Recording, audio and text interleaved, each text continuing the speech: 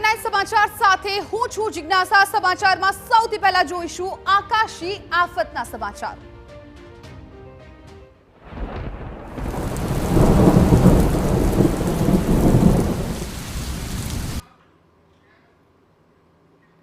તો રાજ્યમાં વરસાદી માહોલ જામ્યો છે। અનેક એવા વિસ્તારો છે કે જ્યાં અત્યારે ભારે વરસાદ પડી રહ્યો છે। ત્યારે ફરી એકવાર સમાચાર અત્યારે મળી રહ્યા છે કે 12 કલાકમાં બીજી વાર ભારે વરસાદ છે। કાળા વાદળો અને ભારે વરસાદને કારણે વિઝિબિલિટીમાં ઘટાડો જોવા મળી રહ્યો છે।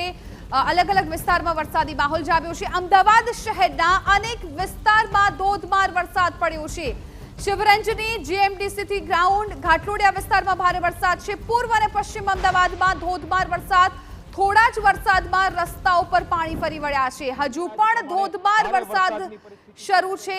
વહેલી સવારથી વાતાવરણમાં પલટો આવ્યો હતો અને અત્યારે અલગ અલગ વિસ્તારમાં વરસાદી માહોલ જામ્યો છે। કાળા ડિબાંગ વાદળો થયા હતા અને ત્યારબાદ વરસાદી માહોલ જામ્યો છે। અત્યારે વિઝિબિલિટીમાં પણ ઘટાડો જોવા મળ્યો છે। શહેરના અનેક વિસ્તારમાં વરસાદી પાણી ભરાઈ ગયા છે। શિવરંજની વિસ્તાર હોય કે પછી શામલ 4 રસ્તા વિસ્તાર હોય, આ તમામ વિસ્તારો અત્યારે પાણીથી તરબોળ બન્યા છે। વાહન ચાલકોને અત્યારે આ ભારે વરસાદની પરિસ્થિતિમાં ભારે હાલાકીનો સામનો કરવો પડી રહ્યો છે। અમદાવાદ શહેરમાં ફરી એકવાર મેઘાનો રાઉન્ડ છે શરૂ થયો છે। અમદાવાદના અલગ અલગ વિસ્તારમાં અત્યારે વરસાદી માહોલ જામી ગયો છે।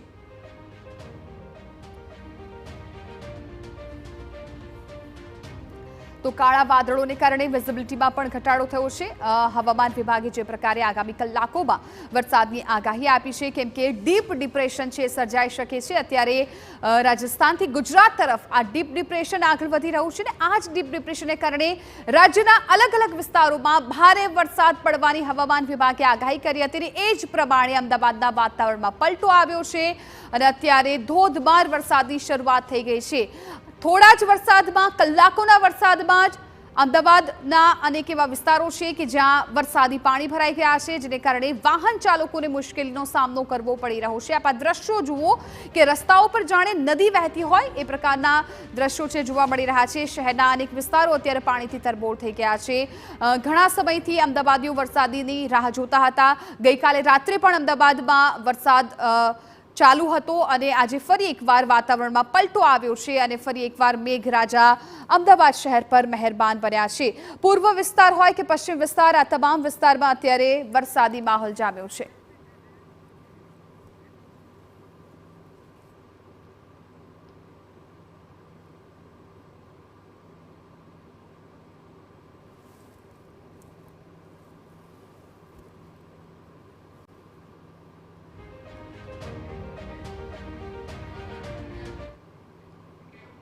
અમારા સંવાદદાતા હરીન માતરવાડી અમારી સાથે જોડાઈ ગયા છે।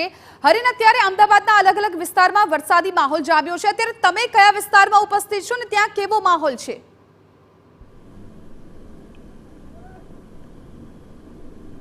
બિલકુલ, સમગ્ર શહેરમાં ભારેથી અતિભારે વરસાદ છે તે શરૂ થઈ ચૂક્યો છે અને અત્યારે અમે શાસ્ત્રીનગર વિસ્તારમાં છે। શાસ્ત્રીનગર 4 રસ્તા છે, જે બીઆરટીએસ બસ સ્ટોપ છે, આ તે જ વિસ્તાર છે અને આપ દ્રશ્યો જોઈ શકો છો કે જાણે કે જળબંબાકાર સમગ્ર વિસ્તાર થયો હોય તેવી પરિસ્થિતિ સર્જાઈ છે। જે રીતે બીઆરટીએસ બસની કામગીરી, જે બસ સ્ટેન્ડની કામગીરી ઉપર બ્રિજની કામગીરી જે રીતે ચાલુ છે અને તેને જ કારણે જે સ્થાનિકોને હવે ભોગવવાનો વારો છે તે આવ્યો છે।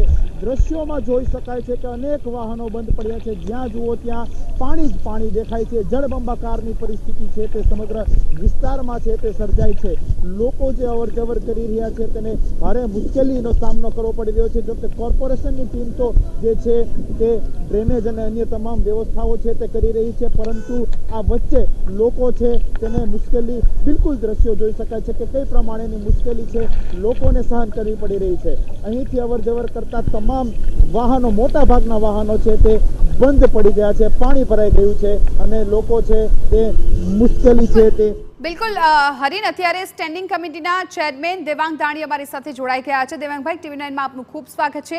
અત્યારે અમદાવાદ શહેરમાં વરસાદી માહોલ જામ્યો છે અને આપની પાસે વરસાદી માહોલને લઈને શું વિગતો છે? અમદાવાદ મહાનગરની અંદર વિઝિબિલિટી બિલકુલ અત્યારે સાવ ઓછી છે। લગભગ 1 વાગ્યા પછી 4 વાગ્યા, પોણા 4 વાગ્યા સુધીમાં લગભગ 2.5 થી 3 ઇંચ વરસાદ મોટાભાગના એરિયામાં મધ્ય ઝોન હોય, દક્ષિણ પશ્ચિમ ઝોન હોય, આનંદનગર વિસ્તાર હોય, ઘાટલોડિયા, આ તમામ વિસ્તારની અંદર વરસાદ હાલમાં ચાલુ છે। નદીનું જે લેવલ છે એ 129 જેટલું રાખવામાં આવ્યું છે. પરિણામે આ પાણીનો ઝડપથી નિકાલ થાય. 3 જેટલા અંડરપાસ છે 19 માંથી આમાં વાહન વ્યવહાર બંધ કરવામાં આવ્યો છે. મહાનગરના તમામ અધિકારીઓ છે એ લોકોને ફરજ ઉપર અને પોતાના વોર્ડની અંદર હાજર રહેવા માટેની અને આ ઝડપી નિકાલ થાય તે માટેની વ્યવસ્થા હાલમાં કરી રહ્યા છે. બિલકુલ. દેવાંગભાઈ, અમદાવાદના એવા કયા વિસ્તારો છે કે જ્યાં અત્યારે ખાસ તકેદારી રાખવાની જરૂર છે, જે નીચાણવાળા વિસ્તાર હોય? ખાસ કરીને જે મધ્ય ઝોન એરિયા છે, નરોડા એરિયા છે, બાપુનગરનો એરિયા છે, તદ ઉપરાંત રાણીપના ચેનપુર બાજુનો એરિયા, આ બધાને દક્ષિણ પશ્ચિમ ઝોન જોધપુર વેજલપુર બાજુના એરિયામાં પાણીની માત્રા વધારે છે. વરસાદ સારી એવી માત્રામાં ત્યાં આગળ વરસી રહ્યો છે. 1 વાગ્યા પછી આ વરસાદ ચાલુ થયો અને લગભગ અત્યાર સુધી 2 કલાકની અંદર જ 2.5 થી 3 ઇંચ જેટલો વરસાદ હાલમાં વરસી રહ્યો છે. નદીનું લેવલ પણ 129 જેટલું રાખવામાં આવ્યું છે, જેથી આ પાણીનો ઝડપથી નિકાલ થાય. દેવાંગભાઈ, અમદાવાદ મેટ્રો સિટી છે, પરંતુ મણિનગરથી જ ગઈકાલના જે દ્રશ્યો સામે આવ્યા છે કે લોકોને બહાર નીકળવું હોય તો તેઓ બોટનો સહારો લેતા હતા, એટલે આવી પરિસ્થિતિ રોડ પર થઈ ગઈ છે. તો પછી અત્યારે તંત્ર કેવી રીતે સજ્જ છે આ પાણી નિકાલની કામગીરી માટે, જે નીચાણવાળા વિસ્તારો છે ત્યાં કામગીરી કરવા માટે? સામાન્ય રીતે જ્યારે 3 થી 4 ઇંચ વરસાદ એક સાથે મણિનગરની અંદર લગભગ 5 ઇંચ જેટલો વરસાદ રાત્રે ટાઈમે સવારે પડી ચૂક્યો છે. પરિણામે એને નિકાલ ધીમે ધીમે થઈ રહ્યો છે. વરસાદ બંધ રહેતા જ મોટાભાગનું પાણી અડધા કલાકની અંદર આ બધું પાણી નિકાલ થઈ જતું હોય છે. વેસ્ટર્ન ટ્રંક લાઇન અને ઈસ્ટર્ન ટ્રંક લાઇન જે કોર્પોરેશન દ્વારા નાખવાની કામગીરી હાલમાં ચાલુ છે. આ 2 લાઇન નખાઈ જતા મોટાભાગના જે પૂર્વનો વિસ્તાર છે અને પશ્ચિમનો જે વિસ્તાર છે એની અંદર આવનાર સમયગાળા દરમિયાન આ કામગીરીને સફળતાપૂર્વક જોઈ શકાશે કે આ પાણીનો ઝડપથી નિકાલ થાય. દેવાંગભાઈ, પણ વરસાદ રહી જશે તો આ પાણી છે એ નિકાલ થઈ શકશે, પરંતુ જે રીતે હવામાન વિભાગે પણ આગાહી કરી છે કે ડીપ ડિપ્રેશન છે ગુજરાત તરફ આગળ વધી રહ્યું છે, એટલે આગામી કલાકો ખૂબ ભારે છે. તો આવામાં હવે તંત્ર કેવી રીતે તૈયાર છે આ પરિસ્થિતિનો સામનો કરવા માટે? જે રીતે આગાહી છે તો પરિણામે આપણે વાત કરીએ કે જે અમારા એફટીપી પંપો અત્યારે હાલ કાર્યરત છે, તદ ઉપરાંત નદીનું લેવલે ધીમે ધીમે ડાઉન કરી એક સાથે ડાઉન ના કરી શકાય. 131 પરથી હાલ 129 કરવામાં આવી છે. આવનાર સમયગાળા દરમિયાન જો જરૂર પડશે તો આ લેવલ પણ ડાઉન કરે અને આપણે વાત કરીએ કે મહાનગરમાં જે વોટર લોગિંગ સ્પોટ હશે ત્યાંથી આ પાણીનો નિકાલ કરવામાં આવશે. દેવાંગભાઈ, જે ખૂબ પ્રાથમિક સુવિધા હોય છે, જેમ કે એવા પણ ઘણા દ્રશ્યો સામે આવ્યા છે કે જ્યાં રસ્તા પર મોટા મોટા ખાડા પડી ગયા છે, લોકોની બાઇક ફસાઈ જાય, એક્સિડન્ટના બનાવ બનતા હોય છે. તો આટલા વરસાદમાં જો આ પરિસ્થિતિ હોય તો પછી કામગીરી પર પણ સવાલ તો થાય જ ને? સામાન્ય રીતે ધીમી ધારે જ્યારે વરસાદ પડતો હોય ત્યારે ડામરના અને પાણીના કારણે અમુક જગ્યાએ આ પ્રશ્નો ઉભા થયા છે ખાડા પડવાના. વરસાદ બંધ રહેતા 24 કે 48 કલાકની અંદર આ તમામ કામગીરી એ પૂરી કરવામાં આવશે. છેલ્લા 2 વર્ષની અંદર જે પણ રોડ તૈયાર થયા છે એની અંદર કોઈ પણ જાતની એ જોવા મળી નથી, પરંતુ જ્યાં જ્યાં વરસાદ ધીમી ગતિએ પડી રહ્યો છે ને ત્યાં આગળ સ્પોટ થાય છે ત્યાં આગળ કપચી અને ખાડા પડવાની માત્રા જોવા મળી છે. વરસાદ બંધ રહેતા લગભગ 48 કલાકની અંદર આ તમામ કામગીરી પૂર્ણ થઈ જશે. બિલકુલ દેવાંગભાઈ, આભાર અમારી સાથે વાતચીત કરવા બદલ. તો સ્ટેન્ડિંગ કમિટીના